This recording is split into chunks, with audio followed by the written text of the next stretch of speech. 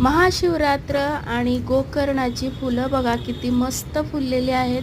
बहुतेक उन्हाळ्याच्या आसपास अशी जी उन्हाळी फुलं असतात ती खूप छान येतात. गोकर्णाची फुलंही सध्या माझ्याकडं खूप छान आलेली आहेत आणि 3 ते 4 कलरमध्ये अवेलेबल असलेली, बियांपासून वाढणारी, कम मेंटेनन्समध्ये असणारी आणि जेव्हा तुम्ही हे वेल लावाल तेव्हा वेलीची पानापासून फुलापर्यंतचा प्रत्येक भाग औषधी गुणधर्माने भरलेला असतो. आणि त्याचबरोबर जेव्हा हा तुम्ही बियांपासून तयार करता किंवा एवढेशे रोपापासून ते मोठं झाड तयार होतं आणि काही कालावधीनंतर जेव्हा सुकतं तेव्हा तुम्ही त्याला व्यवस्थित कटिंग आणि नंतर त्याला खत पाणी घातलं की नंतर ते नवीन तयार होतं आणि खूप सारे फुलं दिल्यानंतरही खूप छान छान त्याच्या ज्या शेंगा येतात त्या शेंगामध्ये त्याची खूप सारी बिया तयार झालेल्या असतात.